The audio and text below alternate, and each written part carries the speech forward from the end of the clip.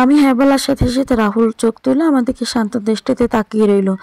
চাহনি শান্ত হলো, আমার ভয় করছে, সাথে অস্বস্তিও লাগছে, কিছু বলতেও পারছি না।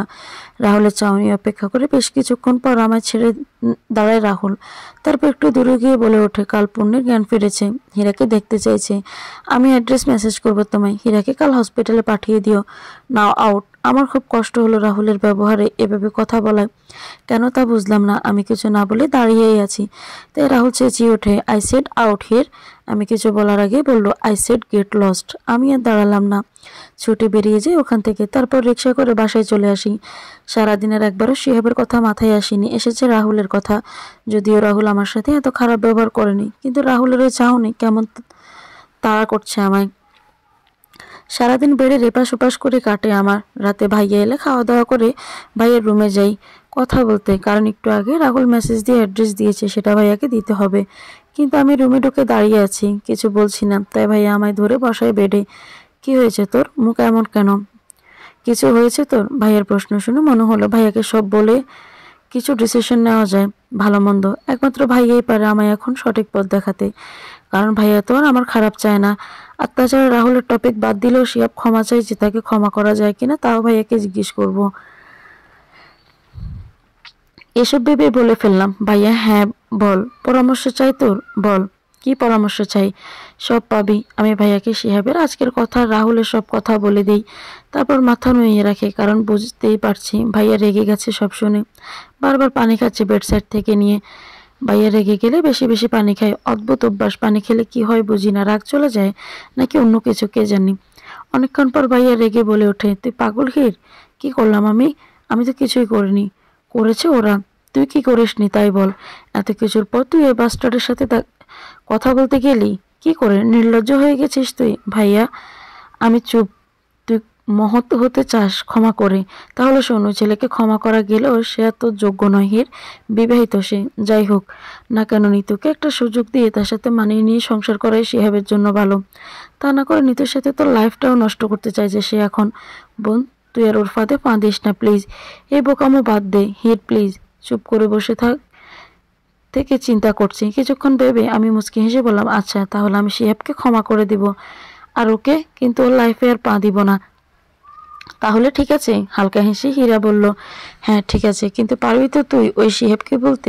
আমি জোরে একটা হাসি দিয়ে ভাইয়ের কথা শুনে তারপর বললাম, আরে ভুলেই গেছি, কিন্তু খাটাসটা নিজের সামনে এসে মনে করিয়ে দেয় বারবার। কিন্তু আর না ভুলে যাব আমি শিহাবকে। হীরা বোনের দিকে কিছুক্ষণ তাকিয়ে তারপর কি ভেবে বলল, শিহাবকে ভুলে যাবে আর রাহুলকে কি করবি? সে এত কিছু করেছে তোর জন্য। হীরা অবাক হয়ে বলল, জানি না ভাইয়া, কিছু জানি না। হীরা ভাবছি হীরা একদিন ঠিক রাহুলের মায়ায় পড়ে যাবে। সেও তো পড়ে গিয়েছিল পূর্ণির উপর। তারপর হেসে বলল, আমি তোকে কোনো কিছুর জন্য জোর করবো না হির, কিন্তু তুই শিহাবকে ভুলে যা, এটুকুই বলবো এখন। আমার পূর্ণি কেমন আছে জানিস কিছু? কতদিন দেখি না। ভাইয়ার মনমরা কথা শুনে সব বলে আমি শয়তানি হাসি দিয়ে বললাম, 1000 টাকা দে, আমি তোকে পূর্ণি দেখার টিকিট করে দিব। হীরা ব্রুকুচকে বলল, টিকিট? হ্যাঁ, অনলি পূর্ণিকে দেখার জন্য টিকিট, এটা স্পেশাল, তাই 1000 টাকা লাগবে। ভাইয়া আমার কথা শুনে রেগে আমার চুল টেনে ধরে। আমি ব্যথায় চেঁচিয়ে বললাম, ভাইয়া দিচ্ছি দিচ্ছি, প্লিজ ছাড়, তাড়াতাড়ি দে, আমি পাগল হয়ে যাচ্ছি। আর তুই টাকা নিয়ে পড়েছিস। আল্লাহ, আমায় অপেক্ষায় শেষ হলো অ্যাট লাস্ট। আমি আর কষ্ট দিলাম না, অ্যাড্রেস দিয়ে দিলাম। সে কি খুশি ভাইয়ের অ্যাড্রেস পেয়ে, খুশিতে চোখ চকচক করছে তার। কিন্তু সে কীভাবে ভাইয়া রেডি হচ্ছে হন্তদন্ত হয়ে। আমি কিছু বুঝতে পেরে চেঁচিয়ে উঠলাম, তুই পাগল ভাইয়া? এখন 11টা বাজে, ওটা গ্রাম এলাকা, তুই যেতে পারবি না। চুপ কর তো, অনেক নিজেকে কন্ট্রোল করেছি। আর না, আমি এক্ষুনি দেখবো ওকে। আমি জানি পূর্ণি আমায় দেখার জন্য পাগলামি করছে। আমি এক্ষুনি যাব আমার পেইনের কাছে। এই কথা শুনে আর কিছু বললাম না, কারণ রাহুল বলেছিল পূর্ণি দেখতে চাইছে ভাইয়াকে। আমি বললাম, আচ্ছা তাহলে আমিও যাব। তুই দেখ, আমি যাব, ব্যাস, ডিস্টার্ব করবো না তোদের, ওকে? আচ্ছা চল। হীরার কথা না বাড়িয়ে নিজের রুমে গিয়ে রেডি হয়ে নেয়। তারপর ভাই বোন বেরিয়ে পড়ে বাইক নিয়ে। হীরার মাকে বলে বেরোয় অবশ্য দুজনেই। তারপর অ্যাড্রেস অনুযায়ী পৌঁছাতে পুরো 1 ঘন্টা লেগে যায়। তাও দুজন কথা বলতে বলতে পৌঁছে যায়। হসপিটালে পৌঁছে হীর 5 তলায় নিয়ে যায় হীরাকে। সেই লাস্ট কেবিন ঢুকতে দেখতে পায় পূর্ণি রাহুল কথা বলছে। পূর্ণি হীরের পিছনে হীরাকে দেখে ভ্যাবা করে কেঁদে দিল। রাহুল অবাক হয়ে পূর্ণির কান্না দেখে পেছন ফিরে হীরা হীরকে দেখে আর কিছু বলে না পূর্ণিকে। হীরের দিকে তাকিয়ে আরেকবার না তাকিয়ে বেরিয়ে যায় কেবিন থেকে রাহুল। রাহুল বেরিয়ে যেতে হীরা দৌড়ে গিয়ে ঝাপটে ধরে পূর্ণিকে, দুজনই কাঁদছে। আর হীরা সরি সরি পূর্ণি, আর পূর্ণি কান্নার মাঝে এসব শুনে হাসছে। হীরা এসব দেখে কেঁদে দেয়। তারপর তার মনে হয় তাদের একা ছাড়া উচিত। মুচকি হেসে বেরিয়ে যায় হীর। বাইরে বেরোতেই দেখে রাহুল হসপিটালের বারান্দায় পাতা চেয়ারে বসে আছে। বারান্দার লাইট অতটা ভালো না, তাও আবছা আলোয় রাহুলকে চিনতে ভুল হয়নি হীরের। হীর আশেপাশে তাকায় কেমন ভুতুরে ভুতুরে, কেউ কেউ আশেপাশে। ও আস্তে আস্তে এগিয়ে যায় রাহুলের পাশে বসে। রাহুল তাকায়নি হীরের দিকে একবারও, না কথা বলেছে। মাথা নিচু করে চেয়ারে এক ধ্যানে বসে আছে রাহুল। হীর রাহুল কথা বলছে না দেখে বসে ঘাড় ঘুরিয়ে বারান্দার পেছনে তাকায়। গ্রাম অঞ্চল, তাও দূরে দূরে একটু একটু আলো দেখা যাচ্ছে। আর বাকি সব অন্ধকার। আর খুব শব্দ করে ডাকা ঝিঝি পোকার ডাক কানে ভেসে আসছে, সাথে গ্রিল দিয়ে মৃদু ঠান্ডা বাতাস। হীরের ভালো লাগছে, তবে রাহুল কথা বলছে না তাই ভাবছে এখন কি করব। সরি বলবো এই গুণটাকে, কিন্তু কি করে বলবো। তাহলে কথা বলছে না কেন? তাকাচ্ছেও না, একবার কথা বলবে তো দূর, আর কথা বলছে না, তাকাচ্ছে না, তাই আমার কোনো খারাপ লাগছে কেন তাই বুঝতে পারছি না। এখন চিপায় পড়লাম। প্রায় 15 মিনিট হাবিজাবি চিন্তা করার পর আমি রাহুলের সাথে কথা বলার জন্য মরিয়া হয়ে গেলাম তার পাশে বসে থেকে। আর পেটে কথাগুলো মুখে আসার জন্য আকুপাকু করছে, তাই জিজ্ঞেস করেই বসলাম, আপনি রেগে আছেন আমার উপর? রাহুল কিছু বলছে না, আগের মতোই বোবা মূর্তি হয়ে বসে আছে। বাবা এমন আমার কথা সে শুনেইনি। এটা আবার কোন নাটক ভাবছি, কিন্তু ওই যে মরিয়া হয়ে গেছি তাই আবার জিজ্ঞেস করলাম, কথা বলছেন না কেন? কি বলবো? রেগে মৃদু চিৎকার দিয়ে বলল রাহুল। হ্যাঁ রেগে আছি তো। রাগ? হ্যাঁ, কি রাগ? রাগ ভাঙাতে চাও? So kiss me. রাগ ভেঙে যাবে বলেই বাঁকা হাসলো। রাহুল এই কথা শুনে মুখ দিয়ে ছি বেরিয়ে এলো। আমি উঠে চলে যেতে নেই, রাহুল আমার হাত টেনে বসিয়ে দেয় ড্রিম করে। আমি হাত ছাড়ানোর চেষ্টায় লেগে পড়ি। যাচ্ছ কোথায়? রাগ ভাঙাবে না? গম্ভীর কণ্ঠে বলে রাহুল। আমি ভয়ে ভয়ে বললাম, ছাড়ুন। কি বলছেন? আমার খারাপ রূপ দেখাতে চাইনি, বাট ইউ ড্যাম্পড। ভীষণ রেগে একটু বলেই থামে রাহুল। তারপর চোখ বন্ধ করে জোরে শ্বাস নিয়ে বলে ওঠে, কেন এসেছো এখানে? আমি বলেছি তুমি আসতে? আমি হীরাকে পাঠাতে বলেছি, কানে যায়নি? আমি রাগে দুঃখে বললাম, সরি, ছাড়ুন, আর আসবো না। রাহুল বাঁকা হেসে বলল, এসেছো, তার দাম দাও আগে। অবাক হয়ে বললাম, মানে? রাহুলের কিছু বলে হীরার গলায় দ্বিতীয় কামড় বসায়। হীর ঠোঁট চেপে কেঁদে দেয়, যেন আওয়াজ না হয়। এদিকে রাহুল কামড় দিয়ে হীরের দিকে তাকিয়ে হীরের চোখের পানি দেখে আরও রেগে হীরের হাত সজোরে চেপে ধরে কিরবির করে বলে ওঠে, তোমাকে আমার 10 হাত থেকেও দেখতে চাই না আর কোনোদিন। আর ওই শিহাবের সাথে দেখলে দুইটাকেই মেরে পুঁত ফেলবো। এটুকু বলে রাহুল হীরকে ছেড়ে হনহন করে নিচের দিকে চলে যায়। হীর বসে কাঁদতে থাকে ফুপিয়ে ফুপিয়ে। আস্ত গুন্ডা, এত জোরে কামড় দিয়েছে যে মনে হচ্ছে দাঁত ঢুকিয়ে দিয়েছে। জ্বলে যাচ্ছে যেখানে কামড় বসিয়েছে। ভাবছি এটা কেমন কিছু হলে কামড়। মুহূর্তে রাগ চণ্ডীবর করলো আমার উপর। চোখে পানি বা হাতের পিঠ দিয়ে মুছে আমি রাহুলের পিছন পিছন গেলাম। উদ্দেশ্য কামড় দেওয়ার বিচার কামড় দিয়েই করবো। গুন্ডাটা যদি হয় ভ্যাম্পায়ার, আমিও ভ্যাম্পায়ারনি হব। দোতলায় নামতে দেখি রাহুল নেই। একটুও ভয় পেলাম না। এত রাতে একটা হসপিটালে গুড়গুড় করছি আমি, তাও কারণ মাথায় যে প্রতিশোধের নেশা উঠেছে। প্রতিশোধের নেশা উঠলে মানুষ সব ভুলে যায়। আমিও ভুলে গেছি, ভয় ডর সব ভুলে গেছি। একা একাই নিচতলায় এসে পড়লাম। হ্যাঁ, রাহুলকে দেখতে পাচ্ছি। হসপিটালের এক সাইডে তার কারের সাথে হেলান দিয়ে আকাশ দেখছে। নির্জন রাস্তায় দাঁড়িয়ে শয়তানি মার্কা হাসি দিয়ে এগিয়ে গেলাম তার কাছে। রাহুল দাঁড়িয়ে দাঁড়িয়ে ভাবছে, কতই না মেয়ে তার পেছনে ঘুরলো, কিন্তু সে কিনা সব করেছে একটা মেয়ের জন্য। রাগের গা শিরশির করছে রাহুলের। এমন না যে রাহুল ছ্যাঁকা ফিল করছে, কিন্তু হিরকে বোঝানো রাহুলের ধৈর্যের বাধ্য ভেঙে যাচ্ছে। আর যার ফলস্বরূপ হিরকে দেখে রাহুলের মাথা নষ্ট হয়ে যায়। আর রাহুলের মঞ্চে তুলে নিয়ে হিরকে বিয়ে করে হানিমুন সেরে ফেলতে। তারপর ঠাস করে থাপ্পড় দিয়ে জিজ্ঞেস করতে, নেমেছে শিহাবের ভূত মাথা থেকে, ইডিয়েট। এগুলো চিন্তার মধ্যে কাঁধে ব্যথা অনুভব করে রাহুল। তাই আকাশ থেকে চোখ নামিয়ে নিজের দিকে তাকাতেই রাহুলের চোখ ছানা পড়া। একে দেখছে রাহুল, হির তার কাঁধে কামড় দিচ্ছে। রাহুল কিছুক্ষণ স্তব্ধ হয়ে যায়। তার বিশেষ হচ্ছে না। হির বাচ্চাদের মতো কামড় ব্যাগ দিতে একা একা এখানে এসেছে। হির মন মতো দাঁত বসিয়ে দিয়ে নিজের রাগ কমিয়ে মাথা তুলে তাকায় রাহুলের দিকে। তারপর সুন্দর করে হেসে বলে, আমার প্রতিশোধ নেওয়া হয়ে গেছে। কি ভেবেছেন আপনি শুধু কামড় দিতে পারেন? আমি পারি না? আমিও দিতে পারি, দেখিয়ে দিলাম। আমার কাজ শেষ, সো আমি যাচ্ছি, বাই ভ্যাম্পায়ার। রাহুল হীরের কথায় বিস্মিত ভাব কাটিয়ে গম্ভীর কণ্ঠে বলে ওঠে, এসেছো নিজের মর্জিতে, বাট যাবে আমার মর্জিতে। বলে বাঁকা হেসে রাহুল হীরের আমতা আমতা করে বলে, দেখুন আপনি কামড় দিয়েছেন, আমিও দিয়েছি, শোধবোধ। আপনি ভ্যাম্পায়ার হলে আমি ভ্যাম্পায়ার নেই, বুঝেছেন?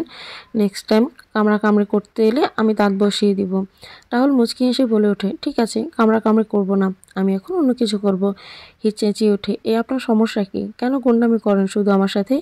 ঠিক আছে, আর গুন্ডামি করব না, রোম্যান্স করব না, মানে দেখতে পাবে, বলে রাহুল হিরকে ছেঁচড়া টানে ধাক্কা দিয়ে গাড়ির সাথে ঠেকায়। হির চেঁচিয়ে ওঠে, এই গুণটা কি করছেন, ছাড়ুন, আমি চিৎকার করব কিন্তু। রাহুল নেশাগ্রস্ত কণ্ঠে বলে ওঠে, গো অন, চিৎকার করে দেখাও। হির চিৎকার দেওয়ার আগে রাহুল হিরের ঠোঁট নিজের ঠোঁটে চেপে ধরে মুখ বন্ধ করে দেয়। হির সাথে সাথে চোখ খিঁচে বন্ধ করে রাহুলকে ধাক্কা দেওয়ার চেষ্টা করে। তাতে রাহুল হিরের দুই হাত তার হাত দিয়ে দিকে কারোর সাথে চেপে ধরে আর নিজের ঠোঁটের বিচরণ হিরের ঠোঁটে ক্রমশ বাড়িয়ে দেয়। তাতে হির পাথরে পরিণত হয়। হিরের সাথে ঠিক কি হচ্ছে ভাবতেই তার চোখের কোণে পানি বেয়ে দুপোটা পানি গড়িয়ে পড়ে।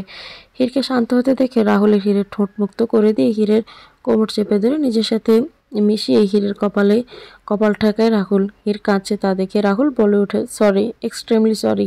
এটুকু বলেই হাসে রাহুল। তারপর মুখ গম্ভীর করে বলে ওঠে, ভুলেও ভেবো না আমি এমন কিছু বলবো, বরং শুনে রাখো, শিহাবের ভূত তোমার মাথা থেকে না যাওয়া আগ পর্যন্ত তুমি আমার সামনে এলে আমি এই কাজ রিপিট করব, মাইন্ড ইট। এই জঘন্য টাইপ কথা শুনে রাগে গা পেতে জ্বলে উঠলো আমার। আমি রাহুলকে ধাক্কা দিয়ে সরিয়ে দিলাম নিজের থেকে। তারপর চেঁচিয়ে বললাম, যাবেন আমার মাথা থেকে শিহাবের ভূত? কেন করলেন এমন? হ্যাঁ, যাবে নাই তো? খুব ভালো তো শিহাব তোমার, তাই না? হ্যাঁ, তাই আপনার মতো অসভ্য না। হ্যাঁ, আমি অসভ্য, আমায় আরও অসভ্য হতে বাধ্য করো না। নেক্সট টাইম দেখা হলে আমার উত্তর চাই। অনেক ছাড় দিয়েছি তোমায়, আর না। আমি অবাক হয়ে বললাম, উত্তর? কিসের উত্তর? I love you. ও আচ্ছা, তাহলে শুনে রাখুন, আপনার মতো অসভ্যকে আমি আই লাভ ইউ টু জীবনও বলবো না। তো কাকে বলবে? শিহাবকে, যে তোমার সাথে প্রতারণা করেছে তাকে? নাকি লনিকে, যে তোমার সাথে? উফ, সেটা নাই বলি আর, শুনে রাখো, আমায় তুমি আই লাভ ইউ বলো আর না বলো, উত্তর আমার হ্যাঁই চাই। তা না হলে আমার সামনে এসো না, মনে যেন থাকে, ইউ ড্যাম্প। হির এসব শুনে রেগে বলে ওঠে, আপনি আস্ত অসভ্য, বেয়াদব আর গুন্ডা ছেলে, আপনাকে আমি না কেউ ভালোবাসবে না। যা বলার বলো, বাট আমার সামনে পড়লো উত্তর হ্যাঁ চাই, গট ইট? কোনো দিনই না, দেখা যাবে, বলে রাহুল তার ভাইব্রেট হওয়া ফোনটা হিরের সামনে রিসিভ করলো লাউড স্পিকার দিয়ে, যার ফলস্বরূপ হির ছোট ছোট চোখ করে চেয়ে রইল রাহুলের দিকে, কারণ ফোনের ওপাশ থেকে একটা মেয়ের কণ্ঠ ভেসে আসছে, যার কথাগুলো এমন, hello Rahul baby, where are you? I miss you honey, I really love you, please believe me sweetheart, please come back.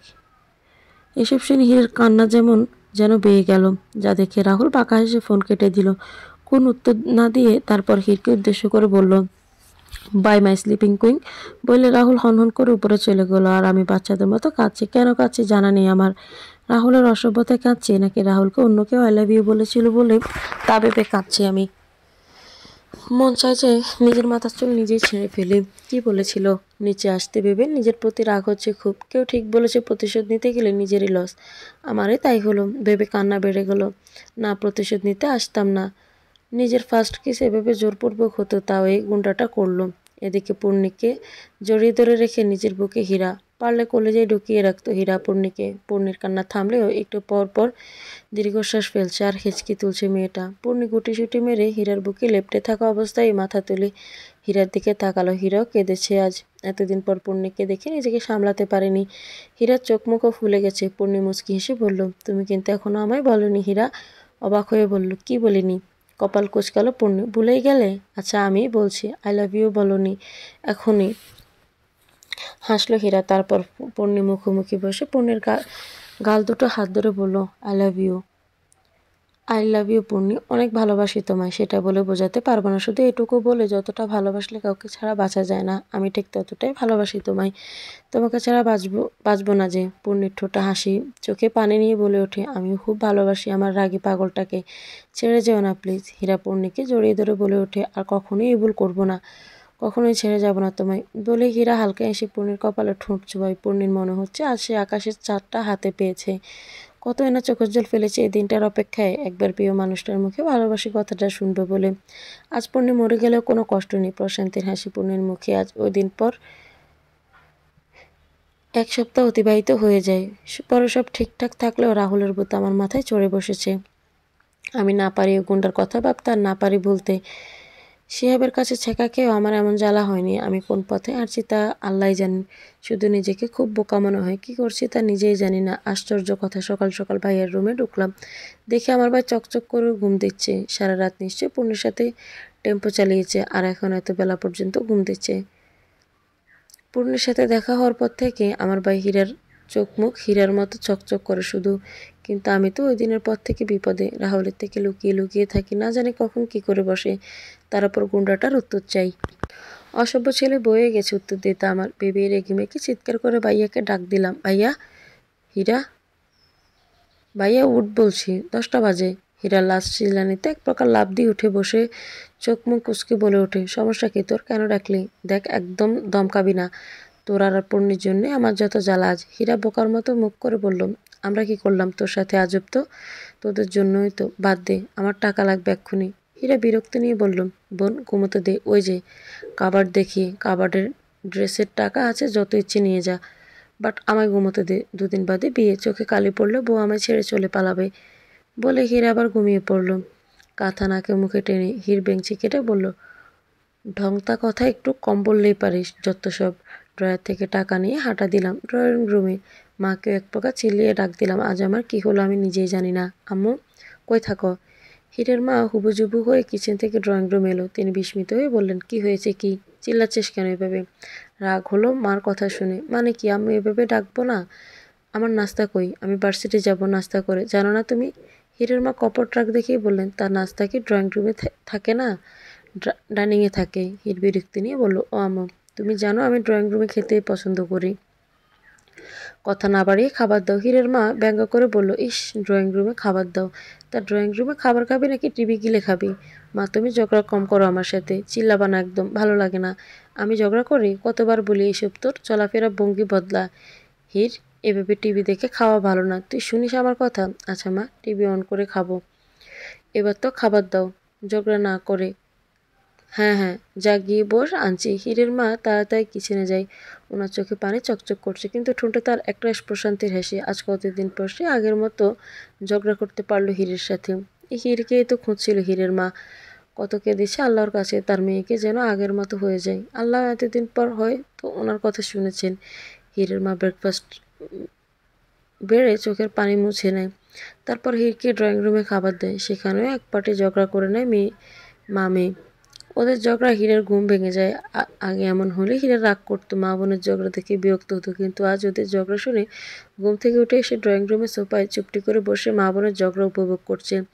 হীরাও যেমন রোজ সকালে এই যুদ্ধ খুব মিস করছিল। 15 মিনিট তুমুল ঝগড়ার পর হীর রেগে মেগে ভার্সিটির জন্য বেরিয়ে যায়। হীরা তখন ড্রয়িং রুমে বসে হীরের যাওয়ার দিকে তাকিয়ে আছে। তখনই হীরের মা হীরার পাশে বসে বলে ওঠে কান্না জড়িত কণ্ঠে, দেখেছিস হীরা, আজ হীরা মার আগে নিজেই মুচকি হেসে বলল, আজ হীর একদম আগের মতো করলো, তাই না? হীরের মা আবার কেঁদে দিল, হ্যাঁ, আমার মেয়েটা কতদিন পর আমার সাথে এভাবে কথা বলল। আমার মেয়েটা এবার নর্মাল হবে তো হীরা। আমি আর পারছি না ওকে এভাবে দেখতে, জানিস আজ কতদিন পর ও সকালে নাস্তা করেছে, মিনিমাম 6 মাস পর। কি চেহারা হয়েছে মেয়েটার আমার, চিনতেই পারি না ওকে আমি। হীরা মাকে জড়িয়ে ধরে মাকে শান্ত করার চেষ্টা করে বলে ওঠে, মা কেঁদো না, ও না দেখবে আস্তে আস্তে হীর একদম সুস্থ হয়ে যাবে, আগের থেকেও হাসি খুশি হয়ে যাবে। হীরের মা আঁচল চোখ মুছে বলে ওঠে, তাই যেন হয় বাবা, আমার মাটা যেন আগের মতো হাসে। হীরা দীর্ঘশ্বাস ফেলে মনে মনে রাহুলকে ধন্যবাদ দেয়, কারণ হীরা বুঝতে পারে রাহুল যদি হীরের পাশে না থাকতো তো আজ হীর ঠিক হওয়া তো দূরের কথা, আরও অন্ধকারে তলিয়ে যেত, হারিয়ে যেত সবার অজান্তে হাসি খুশি তার বোনটা। আজ কেউ জানতোই না হীর কেন অন্ধকারে তলিয়ে গেল। হীরা ভাবে যা হয় ভালোর জন্যই হয়, হয়তো শিহাবের থেকে রাহুলই বেটার হীরের জন্য, তাই তো আল্লাহ রাহুলকে পাঠিয়েছেন হীরের লাইফে হীরকে আগলে রাখার জন্য। ভেবে হালকা হাসি হীরা, কারণ ভাই হিসেবে এইটুকু হীরা বুঝেছে রাহুলই হীরাকে আবার হাসি খুশি একটা জীবন দিতে পারবে। বিল্ডিং থেকে বেরিয়ে দেখি ড্রাইভার গাড়ি নিয়ে দাঁড়িয়ে আছে। একরাশ মহাবিরক্তি নিয়ে গিয়ে গাড়িতে উঠে বসলাম। মার সাথে ঝগড়া করে মুড খারাপ থাকলেও আশ্চর্য ব্যাপার, কথাই জানি একটা শান্তি শান্তি লাগছে, কিন্তু এই গুন্ডাটার ডং দেখলে বাঁচি না। নিজে আমার তার সামনে পড়তে না করেছে তাই নিজেও আমার সামনে আসে না, কিন্তু ডং করে রোজ গাড়ি পাঠায় আমি ভার্সিটি ছেড়ে আসতে। এবং ভার্সিটি শেষে আমার বাড়ি নিয়ে আসতে আমি বাধ্য হয়ে বসি। কারণ প্রথম দিন যেদিন ড্রাইভার আমায় দেখে বলে, আপনি হির ম্যাডাম? মাত্রই বাসা থেকে বেরোই ভার্সিটি যাব বলে। আর এর মধ্যে এক লোকের প্রশ্নে পাশে তাকিয়ে দেখি 27-28 বছরের এক লম্বা সম্বা লোক। আমার ম্যাডাম বলায় অবাক হলাম, কিন্তু কিছু না ভেবেই বললাম, জি আমি হির। কিন্তু কেন? লোকটা এসে বলল, স্যার পাঠিয়েছেন আমায় আপনাকে ভার্সিটি দিয়ে আসতে। আমি ব্রু কুঁচকে বললাম, স্যার? কোন স্যার? Rahul sir ma'am. চিনেছেন? আমি চিনিও বললাম, না চিনি না, হয়তো ভুলে গেছি বলে সামনে হাঁটা দিলাম। এর মধ্যে ফোন বেজে উঠল আমার। রাস্তায় তাই না দেখে ফোন রিসিভ করলাম আর ফেসে গেলাম। হ্যালো?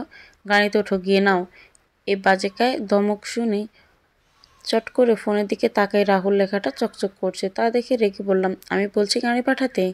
আমি কেন বসবো তাহলে? রাহুল উফ বলে তার বিরক্তি প্রকাশ করে রেগে বলে ওঠে, ওকে ফাইন, তুমি ওঠো না গাড়িতে, তুমি ওয়েট করো, আমি আসছি, আমি নিয়ে যাব তোমায়। আর যেহেতু তোমার সাথে দেখা হচ্ছে তো আমার উত্তরটাও চাই। আর উত্তর না দিলে তোমার ঠোঁটের 12টা বাজাতে চাই। আচ্ছা আসছি। এসব কথা কানে আসতে দ্রুত বললাম, না না, আমি ড্রাইভারের সাথেই যাচ্ছি, প্লিজ আপনার আসতে হবে না, আমি যাচ্ছি। রাহুল বাঁকা হেসে বলে ওঠে, good girl, take care, bye sleeping queen বলেই কেটে দেয়। রাহুল আর আমি বাধ্য হয়ে রাহুলের সুষ্টি উদ্ধার করতে করতে গিয়ে গাড়িতে বসি। সেদিন থেকে এভাবেই আসছি। ড্রাইভারের কথায় ভাবনা ছেদ পড়ে আমার। ম্যাম আসছি, জি বলেই নেমে ভার্সিটি ঢুকে গেলাম। ইদানিং সবাই তাকায় থাকে আমার দিকে অবাক হয়ে। যারা ক্লাসমেট আমার তারা অবশ্য কারণ আছে, কারণ আমি হঠাৎ করে এত দামি গাড়ি দিয়ে ভার্সিটি আসি, তাই সবাই অবাক চোখে তাকায়, ফ্যালফ্যাল করে। কিন্তু আমার কিছু করার নেই। রাহুল এসব বললেও বুঝবে না, গাড়ি পাঠাবে, তাই বলেও লাভ নেই, তাই বলেও নি। কিন্তু অস্বস্তি হয় খুব আমার। এইসব ভাবনার মাঝে আমার পথ আটকে কেউ। আমি মাথা তুলে উপরের দিকে তাকিয়ে দেখি শিহাব করুণ চোখে আমার দিকে তাকিয়ে আছে। আমার মায়া হলো কেন যেন। হয়তো ভালো নেই শিহাব, তাই বুঝতে পেরে। এই কদিন শিহাব কলের উপর কল দিয়েছে আমায়, কেন জানি ধরিনি, হয়তো ঠিক করিনি, ধরা দরকার ছিল। তাই আমি হালকা হেসে জিজ্ঞেস করলাম, কেমন আছো শিহাব্বা? শিহাব অবাক হলো এতদিন পর সেই শিহাব্বা ডাক হীরের মুখে শুনে। তাও করুণ কণ্ঠে বলল, ভালো নেই হীর, আমায় কি ক্ষমা করা যায় না একবার? আমি মুচকি হেসে বললাম, চলো বসে কথা বলি। শিহাব দীর্ঘশ্বাস ফেলে বলল, চলো। দুজনে গিয়ে বটতলায় বসলাম। আমি এদিক সেদিক দেখছি অনেকদিন পর শিহাবের সাথে এভাবে কলেজে বসা। আগে তো রোজ বসে প্রেম করতাম। বেশ কিছুক্ষণ পর শিহাব বলল, 7 দিন ধরে কল দিচ্ছি, ধরনি কেন? ভার্সিটিতেও দেখা মেলে না, কোন সময় আসো কোন সময় যাও। আসলে হীর, আমায় কি ক্ষমা করা যায় না? আমি একটা মুক্ত শ্বাস নিয়ে বললাম, অবশ্যই ক্ষমা করা যায়, কেন যাবে না? তুমি যা ঠিক মনে করেছো তাই করেছো। দুজনে গিয়ে বটতলায় বসলাম।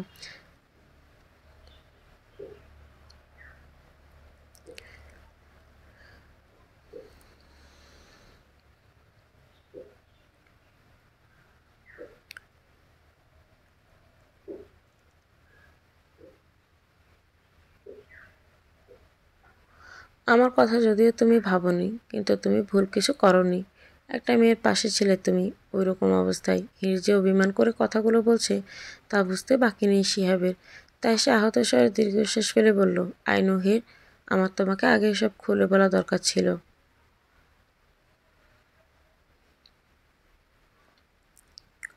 তোমার সাথে এমন করা আমার ঠিক হয়নি। তুমি যা শাস্তি দিবে আমি মাথা পেতে নেব, তবুও প্লিজ মন থেকে ক্ষমা করে দাও। আমি হালকা এসে বললাম, জানো তুমি আমার সাথে প্রতারণা করার পর আমি কি কি করেছি? সে মাথা দুলিয়ে বলল, না, জানবে কি করে? বলেই তো গিয়েছিলে নতুন জীবন শুরু করার জন্য। আমার খবর কি আর রাখার সময় ছিল তোমার? আমিও না, মেয়ে মানুষ খোঁটা দিতে ছাড় দেয় না, সে যাই পরিস্থিতি হোক, আর যত ভালো মেয়ে হোক। আচ্ছা আমিই বলছি, তুমি আমার সাথে বেইমানি করার পর আমি 3 মাস ঘরবন্দি ছিলাম। এর মধ্যে আমি 2 বার সুইসাইড করার চেষ্টাও করেছি। তখন মার জন্য বেঁচে যাই। জানো আমার এই বোকামোর জন্য কত কষ্ট পেয়েছেন মা আর ভাইয়া? আসলে কি জানো, তুমি যেমন আমায় কষ্ট দিয়েছো, তোমার অবহেলায় আমি কষ্ট পেয়ে আমি আমার ভাইয়া মাকে অবহেলা করেছি। আমি তোমার অবহেলায় কষ্ট পেলে আমার অবহেলায় মা ভাইয়া কষ্ট পায়নি। তুমি আমার সাথে প্রতারণা করেছো, আমি কষ্ট পেয়েছি। আমি সুইসাইড করার চেষ্টাও, আমার পরিবার কষ্ট পায়নি, পেয়েছে, খুব বেশি পেয়েছে, কারণ তারা আমায় ছোটবেলা থেকে ভালোবেসেছে। আর তোমাকে আমি 5 বছর ধরে ভালোবাসতাম, তাহলে কার কষ্ট বেশি বলো? আমার না, আমার পরিবারের, অবশ্যই পরিবারের। আর আমি এত কিছু করার পর তারা কি করেছে, আমায় ক্ষমা করে দিয়েছে। তা আমারও উচিত তোমায় ক্ষমা করে দেওয়া। তাই আমিও তোমাকে মন থেকে ক্ষমা করে দিলাম। কিন্তু তোমার আপন করতে বা তোমার লাইফে আবার জড়াতে আমি পারবো না, কোনো দিনও না, তা আর সম্ভব না। হির প্লিজ স্টপ শিহাব। আমার পরিবার আমাকে ক্ষমার বিনিময়ে চেয়েছে আমি যেন তোমাকে ভুলে যাই। এটাই তাদের এত বছরের ভালোবাসার পর আমার কাছে শেষ চাওয়া। তাদের কি করে না করি বলো? আর ওই যে বললাম আমার থেকে তাদের ভালোবাসা বেশি, তাই আমি আমার পরিবারের কথাই শুনেছি। তোমার লাইফে আর যাবো না। আর আমি তোমাকে ক্ষমা করেছি। আমিও তোমার থেকে ক্ষমার বিনিময়ে কিছু চাই। আর তুমি নিজেই বলেছো আমি যা শাস্তি দেব তুমি তাই মাথা পেতে নিবে। সে ভিড়কে পাওয়ার সব আশা ছেড়ে বলল, হ্যাঁ বলো, যা বলবে তাই করব আমি। নিতুকে ক্ষমা করে আপন করে নাও, ও তোমার স্ত্রী, ও ভুল করেছে, ওকে শুধরানোর দায়িত্ব তোমার, এভাবে ছেড়ে দেওয়া নয়। আর তাছাড়া তুমি যদি আমার সাথে এত বড় অন্যায় করে ক্ষমা পেতে পারো তাহলে নিতু কেন পারবে না? তুমি আমার সাথে যা করেছো সেটাই তুমি নিতুর সাথে থেকে ফেরত পেয়েছো, এটাই সত্যি। প্রকৃতি কাউকে এক বিন্দুও ছাড় দেয় না। আর নিতু আমার আর তোমার সাথে যা করেছে তার শাস্তিও হয়তো সে পাচ্ছে ওকে তাড়িয়ে দেওয়ার পর। আমি জানি নিতু আমায় হিংসা করে, হ্যাঁ আমি জানি, এটা আগেই জানতাম। নিতু তোমার পাশে আমি সহ্য করতে পারে না, কিন্তু মানিনি আমি। অন্ধবিশ্বাস ছিল যে নিতুর উপর। হিরে এটুকু বলে চুপ হলো। আর শিয়াব অবাক হয়ে বলল, তুমি সব জানতেই? জানতাম যে নিতু তোমাকে নিয়ে আমায় হিংসা করে, কিন্তু ওই দিন রেস্টুরেন্টে তোমার কথা শুনে আমার বুঝতে বাকি নেই এসব নিতু ইচ্ছে করে করেছে। তাই আমি তোমায় ক্ষমা করার সুযোগ দিতে চেয়েছিলাম, কিন্তু ভাই আমার চোখ খুলে দিয়েছে। শিয়াব তুমি ভুল করছো, তার শাস্তি তুমি পাচ্ছ। তুমি সত্যিই নিতুর মোহে আটকে গিয়েছিলে, আমায় ভুলে গিয়েছিলে। যে মেয়েটা সকাল থেকে রাত পর্যন্ত তোমার মতামত নিয়ে চলতো তাকে তুমি ভুলে গিয়েছিলে। যাকে তুমি দিনে কোটিবার ভালোবাসি বলতে তাকেই ভুলে গিয়েছো ওর মোহে পড়ে। তুমি মোহে পড়েছিলে, যদি না থাকতে আমি সত্যিই ভালোবাসতে তো। তুমি আমায় একবার হলেও সব জানাতে, তাহলে আমি সব বুঝতে পারতাম আর আজ এই দিন আসতো না। আসলে কি জানো, তুমি ওই সময় নিতুকে তোমার মোহকেই বেছে নিয়েছিলে, আমায় ভুলে গিয়েছিলে। আর আমি পাগল হয়ে গিয়েছিলাম তোমার জন্য, কিন্তু আর না শিহাব। যে একবার প্রতারণা করে সে বারবারই প্রতারণা করতে পারে। আমি তোমায় ক্ষমা করলেও তোমাকে আর বিশ্বাস করি না শিহাব। তোমায় দেখলেই সেই তোমায় বিয়ের রাতটা চোখের সামনে ভাসে, যা আমি কোনোদিনও ভুলতে পারবো না, বলতে চাইও না। ওই দিনটা মনে করে আমি এগিয়ে যেতে চাই। তুমি আমার জীবনে প্রতারকই থাকবে, তাই নিতুকে আপন করে নেওয়াই তোমার জন্য ভালো। আমিও তোমার লাইফে যাচ্ছি না, তাই তোমরা একে অপরকে ক্ষমা করে দাও আর ভালো থেকো। আসি। আর কখনো আমি তোমায় দেখতে চাই না শিহাব, আর দেখলেও আমার কিছু যায় আসে না। আমি আমার ফ্যামিলি আর রাহুল, এটুকু বলে চুপ হয়ে যাই। আমি তারপর কী ভেবে মুচকি হেসে বললাম, আমি আমার ফ্যামিলি আর রাহুলকে নিয়ে অনেক ভালো আছি, তোমরাও ভালো থেকো। শিহাবকে আর কিছু বলতে না দিয়ে আমি হন করে হেঁটে ক্লাসে চলে গেলাম। মনে মনে ভেবে নিলাম আজ আমি উত্তর দেব রাহুলকে। হ্যাঁ, আজই দিব। আর ওই লাইফে না অনেক হয়েছে, আর না এবার আমি হাসবো, সবাই দেখবে। আর কত পিছুটান রাখবো একটা প্রতারকের জন্য, যে আমার জন্য সামান্য মোহ কাটাতে পারেনি। আমার এই বেস্ট ফ্রেন্ডের সাথে প্রকৃতি প্রেমিক কখনো তার প্রেয়সীকে ভুলতে পারে না, কিন্তু সে সামান্য মোহে পড়ে আমায় ভুলে গেছে। তাহলে কেমন ঠুনকো ভালোবাসা ছিল ওর। উফ, আর কিছু না ভেবে আমি ক্লাসে মনোযোগী হলাম। শিয়াব এখনো সেখানেই বসে আছে। সে ভাবছে তার ভুলটা কি। নীতি তো সব ইচ্ছে করে করলো, হিরকেও ধোকা দিল, তাকেও। কিন্তু তার ভুল কি? হ্যাঁ, তার ভুল এটাই, সে তার 5 বছরের ভালোবাসা ভুলে সে মোহে আটকে গিয়েছে। শুধু আটকে যায়নি, বিয়ে করে নিয়েছে। সে সত্যি হীরের যোগ্য নয়, সে নিতুরই যোগ্য ভেবে শিহাব উল্টো পথে হাঁটা ধরে। হীরের কথা রাখতে হবে যে এদিকে আবারও রাহুলের কানে খবর এসেছে হীর শিহাবের কথা বলছে কলেজে বসে। সেই থেকে রাহুল ওয়াশরুমে দাঁড়িয়ে মাথায় পানি দিচ্ছে। হীর রাহুলের সৌন্দর্যের বাঁধ ভেঙে গেছে, তাও রাহুল মাথা ঠান্ডা করে রাখতে চায়, তাই সে মাথায় পানি দিচ্ছে বারবার। রুমে এসে ডকডক করে পূর্ণির জন্য করে রাখা জুস খাচ্ছে আর সারা রুম জুড়ে পায়চারি করছে। রাগে তার মাথা ফেটে যাচ্ছে। এই শিয়াবের নামটাই শুনলে রাহুলের মাথায় এত গরম হয়ে যায় যে কেউ এক গ্লাস ঠান্ডা দুধ মাথায় রাখলে গরম হয়ে যাবে আগুন ছাড়াই। পূর্ণি রাহুলের পেটে বসে মিটমিট করে হাসছে। রাহুলের দিকে তাকিয়ে রাহুল রেগে আবার ওয়াশরুমে ঢুকে তারপর মাথায় পানি দিয়ে হন্তদন্ত হয়ে বেরিয়ে আসি। এক চিৎকার দিয়ে পূর্ণিকে উদ্দেশ্য করে বলে ওঠে, তুই কি শুধু হাসবি না আমায় একটা সলিউশন দিবি? পূর্ণি মুচকি হেসে বলল, অবশ্যই। এই নে। রাহুল পূর্ণির হাত থেকে ফোনটা নিয়ে বাঁকা হাসে, তারপর কল দেয় হীরাকে। হীরা পার্ট টাইম জব করে কল সেন্টারে। হীরা কাজে ব্যস্ত ছিল, কিন্তু পূর্ণির কল দিচ্ছে দেখে ভাবলো হয়তো ইমার্জেন্সি। না হয় পূর্ণি কোনো হীরার অফিস টাইমে কল দেয় না, সেই ভেবে হীরা ফোনটা পিক করে ফোনে রাখলো। আর রাখতে একটা গম্ভীর কণ্ঠ ভেসে এলো, আমি রাহুল, কথা আছে তোমার সাথে। হীরা থতমত খেলো রাহুলের কণ্ঠ শুনে। ডেস্কের সামনে থেকে একটু পানি খেয়ে নিল দ্রুত, তারপর গলা পরিষ্কার করে ভয়ে ভয়ে বলল, জি ভাইয়া বলুন। এদিকে রাহুলের অস্বস্তি হচ্ছে, তাই একটা বড় দম নিয়ে বলল, হীরা আমি ঘুরিয়ে পেঁচিয়ে কথা বলতে পারি না, তাই ডাইরেক্ট বলছি। আমার বোনকে পেতে হলে তোমার বোনকেও আমায় দিতে হবে। আমি চাই হীরকে, ওকে বোঝাও হীর শুধু আমার, ভালোবাসি আমি ওকে। আমি আন্টির সামনে হীরের ব্যাপারে কিছু বলতে পারবো না লজ্জায়, তাই তোমায় বলছি আমায় আর হীরের ব্যাপারটা ম্যানেজ করো, না হয় আমিও পূর্ণিকে তোমার হাতে দিচ্ছি না, ব্যাস। বলে ঠাস করে রাহুল ফোন কেটে দিল। হীরা এখন দন্তা খেয়ে বসে আছে, এখনো কান থেকে ফোন নামায়নি। সে ভাবছে কি বললো এগুলো রাহুল। হীরা পিট করে এদিক সেদিক একবার তাকিয়ে ফোনটা কান থেকে ডেস্কে রেখে বিড়বিড় করে বলল, সত্যি হীর ঠিক বলে, আসলে ব্যাটা গুন্ডা, ভালো করে তো কথা বলা যেত না, থ্রেট মারলো একদম। পাশ থেকে হীরার কলিগ বলে উঠল, আর ইউ ওকে হীরা, এভাবে হ্যাং মেরে বসে আছো কেন? হীরা মুচকি হেসে বলল, আরে না না পিউ, আমি ঠিক আছি, এমাত্র বোনের জন্য বর ঠিক করলাম। এমা তাই নাকি? তাহলে এমন বোকার মতো হাসছো কেন? কারণ বোনের বর আমার বউয়ের বড় ভাই, তার উপরে বেটা গুন্ডা, সারা জীবন আমায় বাজাবে তাই। মানে কিভাবে বাজাবে? হীরা মৃদু হেসে কান্না কান্না ভাব করে বলল, সেই কাহিনী না হয় বাজানোর পর তোমার সাথে শেয়ার করব। প্রিয় বোকার মতো মাথা দুলালো শুধু। আর হীরা কপালে চপ ঘাম মুছে নিল। হীরা ভাবছে তার কপালে ঠিক কী আছে সে নিজেই জানে না। এদিকে রাহুল কথা শেষে পেছন ফিরে ঢোক গিলল, কারণ পূর্ণি অগ্নিমূর্তির রূপ ধারণ করে রাহুলের কথা শুনে। রাহুল বোনকে কিছু বলবে তার আগে পূর্ণি চেঁচিয়ে বলল, উপকার করার ফল এভাবে দিলি? আমি শুনতো আগে কি শুনবার আছে? তুই হীরকে না পেলে আমায় আর হীরার বিয়ে দিবি না, তাই তো? আরে আমার মার শুনতো আগে, কি শুনবো আমি? তুই রাহুল এবার চিৎকার করে বলে, আমি তো শুধু ভয় দেখাতে বলেছি, আর কিছু না, আমায় মাফ কর প্লিজ। এবার পূর্ণি শান্ত হলো। আচ্ছা ঠিক আছে, এবার মাফ করলাম, কিন্তু নেক্সট টাইম ভুলেও আমার আর হীরার আলাদা করার কথা ভাববি না। আচ্ছা আমার মা, আমি মরে গেলেও তোর বিয়ে হীরের সাথেই দিব। রাহুল রুম থেকে বেরোতে বলল, আজ তো বিয়া পাগল ভাইয়া।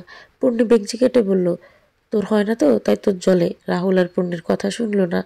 সে রুম থেকে বেরোতে কলিং বেল বেজে উঠল। রাহুল একরাশ বিরক্তি নিয়ে গিয়ে দরজা খুলে চরম অবাক সে। এ কাকে দেখছে রাহুল? রাহুল দরজা খুলে দেখলো হীর ঠোঁটে মিষ্টি হাসি ঝুলিয়ে তার দিকে তাকিয়ে আছে। কিছুক্ষণ অবাকের সাথে মুগ্ধ হয়ে সে হাসি দেখলেও শিয়াবের কথা মাথায় আসতে চোখ মুখ শক্ত হয়ে গেল রাহুলের। রাহুল রেগে বলল, এখানে কি তোমার? হীর বুঝলো রাহুল রেগে আছে, তাই আবার মিষ্টি একটা হাসি দিয়ে বলল, উত্তর দিতে এসেছি, উত্তর না চাইলে যাচ্ছি আমি। বলে পেছন ফিরতে যাবে রাহুল বিস্মিত চেহারায় দ্রুত বলল, স্টপ। হীর আজ বাঁকা হাসলো, তারপর বলল, তাহলে ছাদে চলুন। রাহুল নিজের বিস্মিত ভাব কাটিয়ে এক জটকে হীরকে কোলে তুলে নিল, তারপর হাঁটা দিল ছাদের দিকে। আর হীর ছোটাছুটি করেই যাচ্ছে। আরে কি করছেন? পড়ে যাবো তো। সমস্যা নেই পড়ে গেলে, তোমার গুন্ডা ডক্টর বুঝলা, কিছু হলে চিকিৎসা করে দিবে, নো ডোন্ট ওয়ারি। হীর ব্রুকুচকে বলল, গুন্ডা নিজেই নিজের মানেন তাহলে? রাহুল চোখ রাঙিয়ে বলল, শাট আপ, না হলে গুন্ডা কি করে দেখিয়ে দিব। হীর ছোটখাটো ডোক গিলে বিতুস্বরে নিচু গলায় বলল, হীর কি? রাহুলের হাসি পেল বিতু মার্কা ফেস দেখে, তাও গম্ভীর ভাব রেখে ছাদে গিয়ে কোল থেকে আস্তে করে হীরকে নামিয়ে দিল রাহুল। হীরকে নামিয়ে দিতেই হীর আশপাশ দেখতে লাগলো। হাওয়া এত সুন্দর ছাদ, এত বিশাল বাগান, একটা গোলাপ বাগান, টকটকে লাল গোলাপের ছাদ এতই সুন্দর লাগছে বলে বোঝানো দেয়। মনে হচ্ছে টাটকা ফোটা ফোটা রক্ত দিয়ে গোলাপগুলো ছাদ জুড়ে একটা রাখা হয়েছে, কেমন ধান ক্ষেতের মতো সারি সারি গোলাপ গাছে টবগুলো পেতে রাখা, তাই ভেতর দিয়ে পড়া ছাদে ঘুরে ঘুরে আশপাশ দেখা যাবে। আমি রাহুলকে ভুলেই গেলাম, গোলাপের মুগ্ধ হয়ে গেলাম, গোলাপগুলো ছুঁয়ে দেখতে লাগলাম। গোলাপের গন্ধ মোমো করছে যেমন ছাদ, কি অনুভূতি বলে বোঝানো দেয়। প্রকৃতির মাঝে মিশে থাকা হীরকে দেখছে রাহুল এক দৃষ্টিতে। এই মেয়েকে যতই দেখে ততই দেখতে ইচ্ছে করে রাহুলের। গোলাপের গন্ধ নেওয়া, ছুঁয়ে গোলাপের পরশ নেওয়া হীরকেও প্রকৃতিকেও মনে হচ্ছে রাহুলের কাছে। হীরকেও এই পরন্ত বিকেলের মতো স্নিগ্ধ লাগছে। রাহুল বেশ কিছুক্ষণ তাকিয়ে থেকে হীরের দিকে, তারপর মুচকি হাসে। একটা সুন্দর গোলাপ ছিঁড়ে হীরের দিকে এগিয়ে দেয় সে, তারপর পিছন থেকে হীর কোনোই ধরে নিজের মুখোমুখি সামনে দাঁড় করে হীরের কানে হাতের গোলাপটা গুঁজে দেয় সুন্দর করে। হীর হতভম্ব হয়ে তাকিয়ে থাকে রাহুলের দিকে। রাহুল একটু ভাব নিয়ে বলে ওঠে, my beautiful sleeping queen. Heer মুচকি হেসে বলল, আমার থেকে গোলাপগুলো বেশি সুন্দর। রাহুল রেগে বলল, তোমায় জিজ্ঞেস করিনি কে সুন্দর, কেন এসেছো এখানে সেটা বলো, বিদায় হও। অপমান করছেন? ওকে ফাইন, আমি বলতে এসেছি আমার গোলাপগুলো চাই, দিয়ে দিন, চলে যাচ্ছি। রাহুল বুক ভ্রু কুঁচকাল, তারপর রেগে বলল, তুমি না উত্তর দিতে এসেছো? এসেছিলাম, কিন্তু এখন গোলাপ গাছগুলো চাই, আর কিছু না। রাহুল রেগে মেগে কিছু ভেবে বাঁকা হেসে উত্তর দিল, ওকে ফাইন, গাছগুলো পাবে, বাট তার জন্য কিছু করতে হবে তোমাকে। রাজি? হির নাকমুখ কুচকে বলল, নিশ্চয়ই, গুন্ডা টাইপ কিছু বলবে তাই হয়তো বলুন। রাহুল কোনো বনিতা ছাড়াই কণ্ঠ বলে উঠল, বিয়ে করতে হবে আমায়। রাজি? হির রাহুলের কথা শুনে শান্ত কণ্ঠ উত্তর দিল, আমার এই সময় চাই, আর একটু। রাহুল, এই তো সবই নিজে দুষ্কর অতীত থেকে কাটিয়ে উঠেছি আমি, এখন নতুন সম্পর্কে জড়াতে চাই না। I knew time move on. Rahul? Rahul হিরের কথা শুনে সাথে সাথে হিরের গাল আলতো করে ধরে বলে ওঠে, হে হির স্টপ, তোমার যত খুশি টাইম নাও, তার জন্য আমার কাছে কেন কৈফিয়ত দিবে? ইটস ইউর লাইফ, সো তোমার লাইফে তুমি যা খুশি সেভাবেই খুশি তুমি লাইফ লিড করবে, কাউকে কৈফিয়ত দেওয়ার দরকার নেই, দিতে হলে নিজেকে দাও। আর রইল কথা আমার, আমি তোমাকে জয় করে নিব ভালোবাসা দিয়ে, জোর করব না।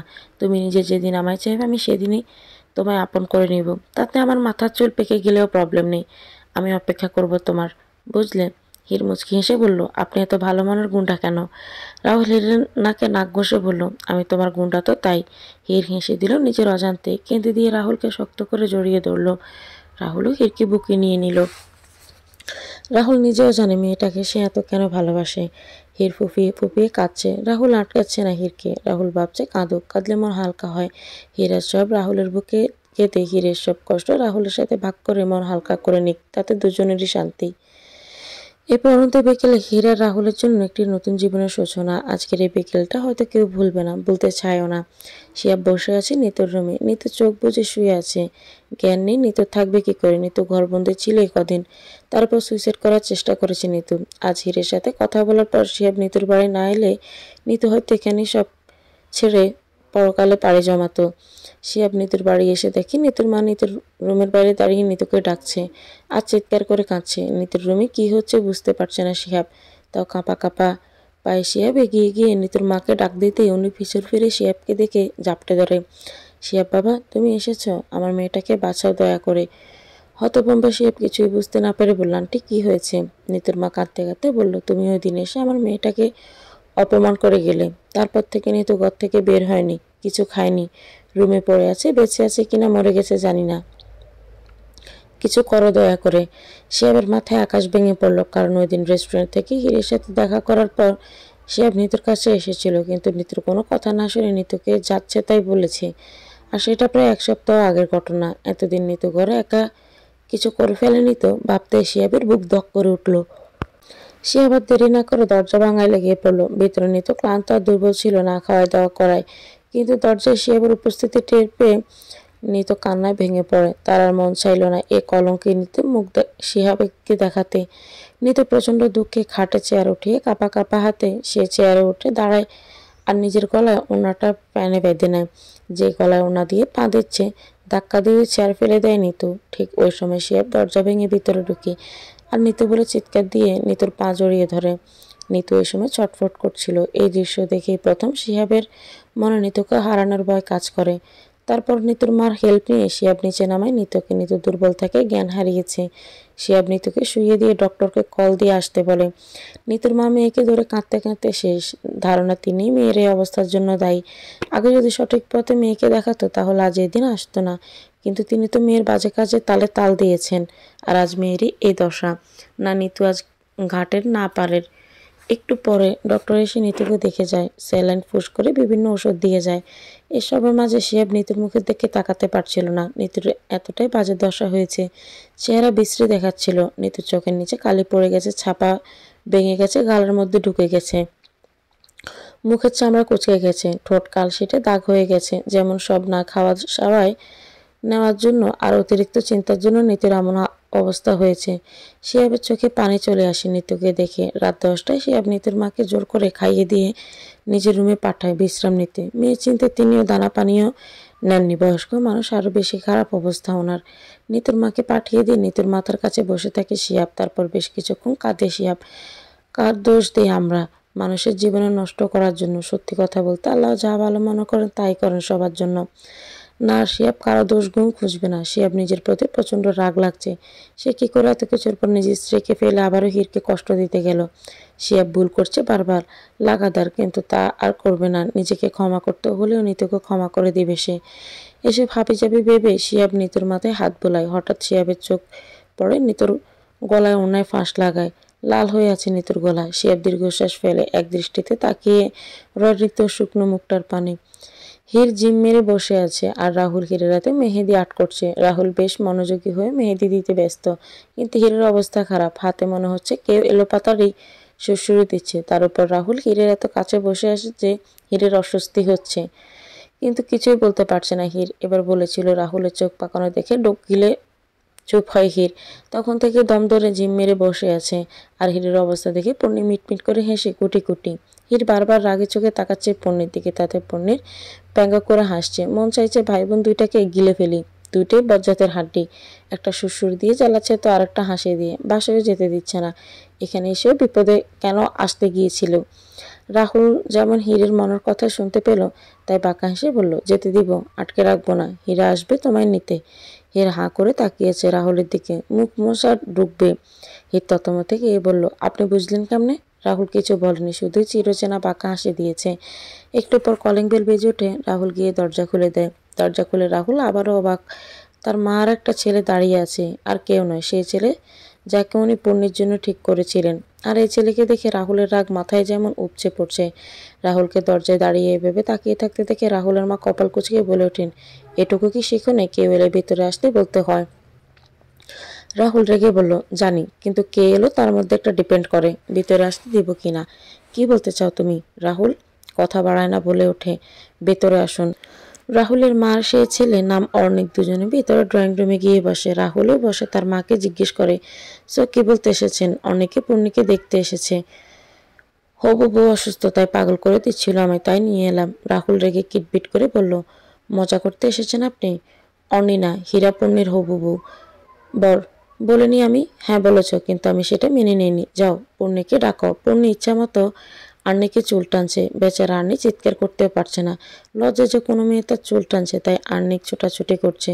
বেচারা বউ দেখতে এসে পাত্রে থেকে চুল টানা খাচ্ছে। বেচারা তো বেহাল অবস্থা। কিছুক্ষণ আগের ঘটনা। পূর্ণিকে আর্নির সামনে আনতে বলে রাহুল চিৎকার করে ওঠে, মম, আপনি কিন্তু আপনার সীমা ছাড়িয়ে যাচ্ছেন। চলে যান এখান থেকে। এসব ভালো লাগছে না আমার। রাহুলের মা খেকিয়ে ওঠে, এই তোমার ভদ্র বাবার শিক্ষা?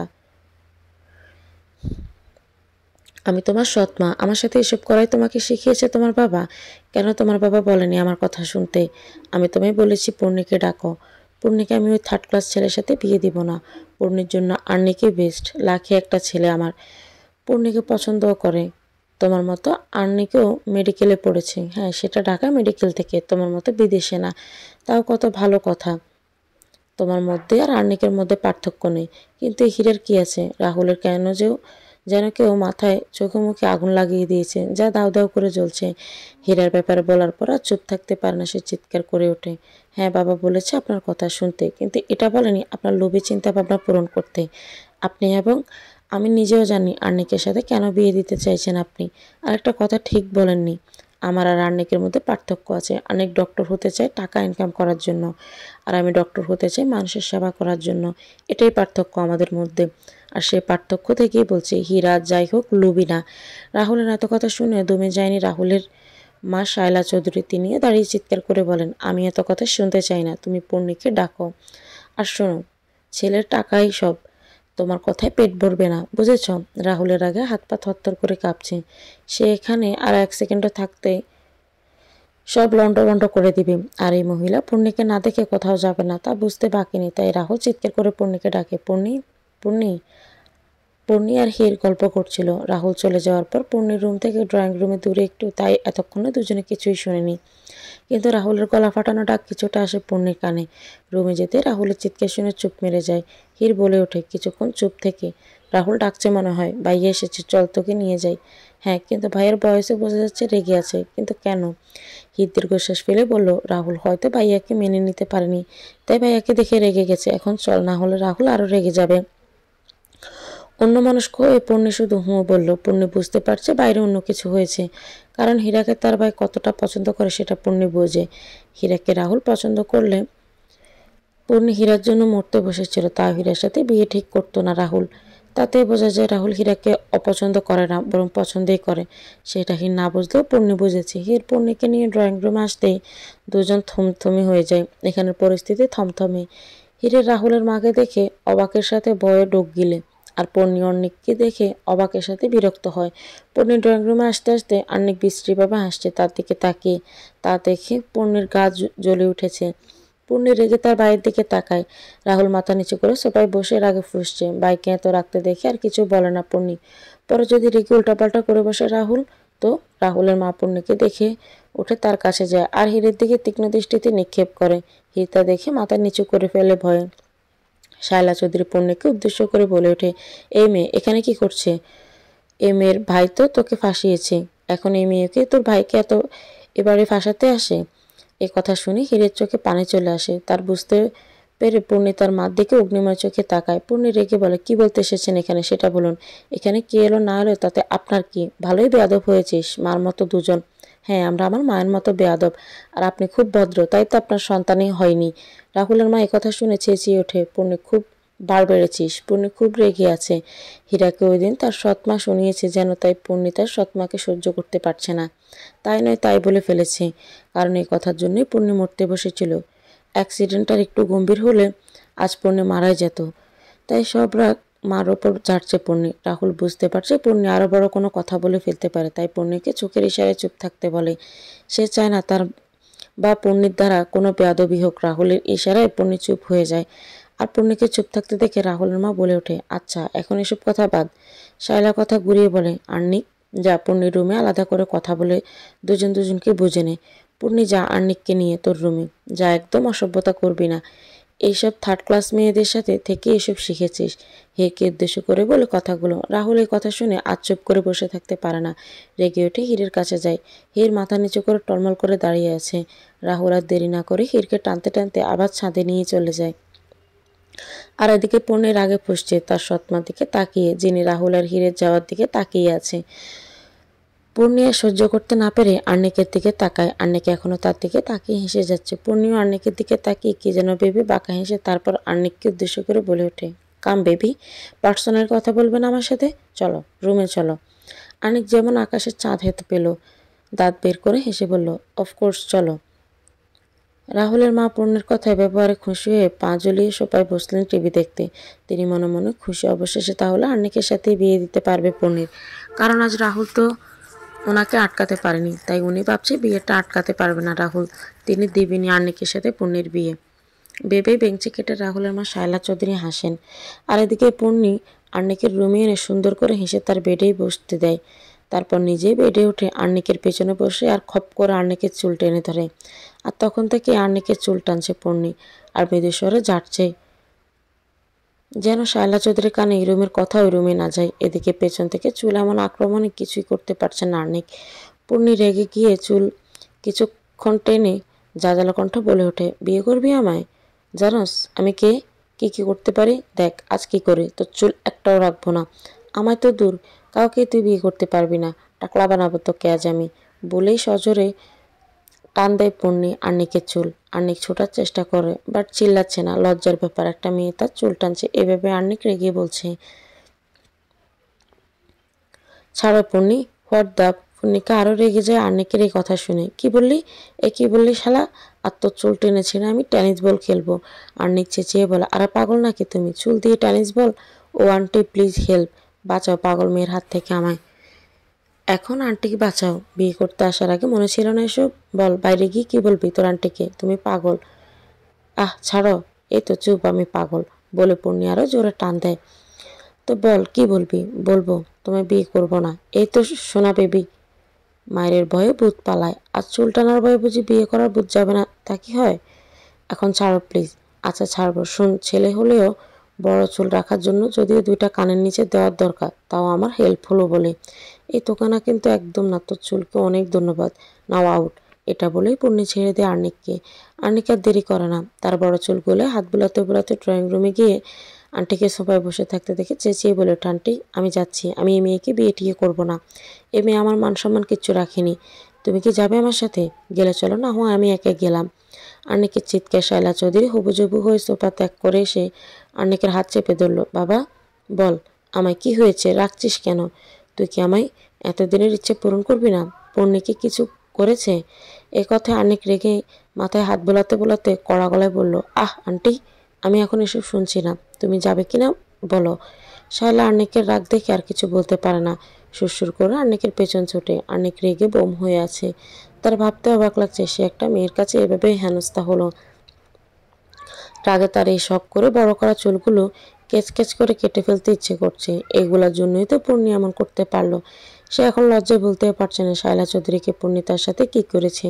ভেবে অনেক রেগে নিজের চুল নিজে একবার টানে গাড়িতে বসে। পূর্ণি তার রুমে হেসেই যাচ্ছে। এক নাগারে তার ভাবতে খুশি লাগছে আর্নিকের সাথে যে কি করলো। বেটাকে আচ্ছা শাস্তি দিয়েছে। অন্যের বউ দেখতে আসায় পূর্ণি ভাবছে আর্নিকের তাকে দেখার স্বাদ মিটে গেছে একদম। পূর্ণি হাসির মধ্যে কেউ তাকে পেছন থেকে ঝাপটে ধরল কোমর জড়িয়ে। পূর্ণি চিৎকার করতে যাবে, পারলে না ব্যক্তিটি তার মুখ চেপে ধরেছে। পূর্ণি শুধু ছোটাছুটি করে যাচ্ছে আর কিছু বলার চেষ্টা করছে। রাহুল দাঁড়িয়ে আছে রেলিং ঘেঁষে। হির নিঃশব্দে কাঁদছে রাহুলের পাশে। রাহুল বুঝতে পারছে হির কান্না করছে, কিন্তু কিছু বলতে পারছে না। আজ তার মার জন্যই তো কাঁদছে হির, তাই রাহুল চুপ করে আছে। এভাবে অনেকক্ষণ যাওয়ার পর রাহুল চিৎকার করে ওঠে, কাঁদছে কেন? কেউ একটু কিছু বললে কাঁদতে হয়? শোনো, দুনিয়ার মানুষ অনেক কিছুই বলবে, বাট তুমি কি তা তুমি নিজেই জানো, এটাই এনাফ। আর নিজের সে জানা থেকে হয় তাদের উত্তর দাও, আর না হয় চুপ থাকো। কিন্তু সামান্য কথায় কাঁদার কি আছে? চোখের পানি হীরের মতো দামি, বুঝেছ? তাই আর তার জন্য কাঁদতে নেই। হীর নাক টেনে শ্বাস নিয়ে প্রশ্ন করে, আপনার মা রাজি নয়, তবে কেন বিয়ে দিচ্ছেন পূর্ণির সাথে ভাইয়ার? রাহুল দীর্ঘশ্বাস ফেলে। হীরের হাত টেনে নিজের মুখোমুখি দাঁড় করায়। হীর ফ্যাল হয়ে বেজা চোখে তাকিয়ে থাকে রাহুলের দিকে। রাহুল হীরের হাত ধরে মাথা নিচু করে বলে ওঠে, হীর, মম আমার সৎমা। আমার আম্মু, আমি যখন ক্লাস 5-এ পড়ি তখনই মারা যায়। আর আমার সৎমা আমার আম্মুর বেস্ট ফ্রেন্ড ছিল, শায়লা আন্টি, যিনি এখন আমার সৎমা। হ্যাঁ, বাবা মার বেস্টিকে বিয়ে করেছিল। বাবা ভেবেছিল যেহেতু আম্মুর বান্ধবী শায়লা আন্টি, সেই দিক থেকে হলে বান্ধবীর ছেলে মেয়েকে, মানে আমাকে আর পূর্ণিকে ভালোবাসবে, আগলে রাখবে। কিন্তু না, উনি একজন বিবাহিত পুরুষকে বিয়ে করেছিলেন শুধুমাত্র টাকার জন্য। আন্টি অনেক কালো ছিল, তাই ওনার বিয়ে হতো না। বাবা ভেবেছিল এক কাজে দুই কাজ হবে, শায়লা আন্টিও সংসার পাবে, আমরাও মায়ের আদর। কিন্তু ট্রাস্ট মি হির, আমি পূর্ণি মা বাবা চলে যাওয়ার পর কারো আদর পাইনি। বাকি সব কিছু পেলেও আমি পড়াশোনার জন্য বাইরে যেতে চাইনি পূর্ণিকে ছেড়ে। কিন্তু বাবার স্বপ্ন ছিল আমিও বাবার মতো বড় ডক্টর হব, তাই যেতে হয়েছে। আর তারপর পূর্ণিকে খুব জ্বালিয়েছে উনি, সব থেকে পূর্ণিকে কষ্ট দিয়েছেন উনি, এমনকি হাতও উঠিয়েছেন। আর দেখো, এখন পূর্ণিকে তার ভালোবাসার মানুষটার থেকেও দূর করতে চাইছে। কি চাই উনি আমি বুঝি না হির। হির অবাক হয়ে বলল, আপনার মা বাবা হঠাৎ কীভাবে মারা গিয়েছে? হঠাৎ না, আম্মুর পূর্ণি হওয়ার পর থেকে কি যেন হয়েছিল, আমায় কেউ বলেনি, ছোট ছিলাম তাই। আর বাবা শায়লা আন্টিকে বিয়ে করার পর থেকে শায়লা আন্টি বাচ্চা হতো না, তাই প্রায় সময় বাবার সাথে ঝগড়া করতো। বাবা শান্ত মানুষ ছিল, কিন্তু একদিন সন্ধ্যায় শায়লা আন্টি আবারও নানা কিছু বলে বাবাকে। ওই সময় আমি এইটে পড়ি। আমার সব মনে আছে। বাবা ওই দিন চুপ থাকতে পারে না। আসলে শায়লা আন্টি মা হতে পারবে না, সেটা বাবা জানতো, কিন্তু বাবা ওনাকে বলতে চায়নি। কিন্তু ওই দিন বাবা চিৎকার করে সব বলে আন্টির উপর হাত উঠায়। ওই দিন ভোরে বাবা আমায় ডাকে তার কাছে। পূর্ণিকে শায়লা আন্টিকে দেখে রাখতে বলে, আর এটাও বলে শায়লা আন্টিকে মা ভাবতে, ওনার কথা শুনতে। এসব বলে বাবা শেষ নিঃশ্বাস ত্যাগ করে আমার চোখের সামনেই। এটুকু বলে থামে রাহুল, তার চোখ ভিজে গেছে। নিজেকে সামলে আবার নিজেই বলতে শুরু করে, জানো হির, আমি শায়লা আন্টিকে মা ভাবতে চেষ্টা করেছি বহুবার, কিন্তু উনি সবসময় পূর্ণিকে আঘাত করতো। যখনই ওনাকে আমি আপন ভাবতাম আর বোনের কষ্ট দেখে আমার মন থেকে শুধু একটা কথাই আসতো, সৎমা আপন মা হতে পারে না, শুধু ভাবাই যায়, আপন করা যায় না। বলে রাহুল মুখ ঘুরিয়ে নিঃশব্দে কেঁদে দেয়। হীরের কল্পনার বাইরে ছিল, রাহুলের মনেও বিন্দু পরিমাণ কষ্ট আছে। যে ছেলেটা তাকে এত বোঝায়, এত ভরসা দেয়, এত রুট তার বিহেভিয়ার, সেও মনে মনে কষ্ট পায় কিছু না কিছু নিয়ে। হীরের চোখ দিয়ে টপ টপ করে পানি পড়ছে। রাহুলের এই রূপ দেখে হীর অজানা ছিল রাহুলের মতো কেউ কাঁদতে পারে, তারও কষ্ট থাকতে পারে, তা হীর ভাবেনি। রাহুল লুকাতে চেষ্টা করলো, হীর দেখেছে রাহুলের চোখের পানি। আসলে মানুষ মাত্রই ভুল, মানুষ মাত্রই কষ্ট, মানুষ মাত্রই সুখ দুঃখ আশা ভরসা। কষ্ট নিয়ে বুকের গহীনে এমন মানুষ পৃথিবীতে বুকে নেই। কারো কষ্টে একে অন্যকে তুচ্ছ বা বড় করা যায়, কিন্তু সরাসরি থাকে না।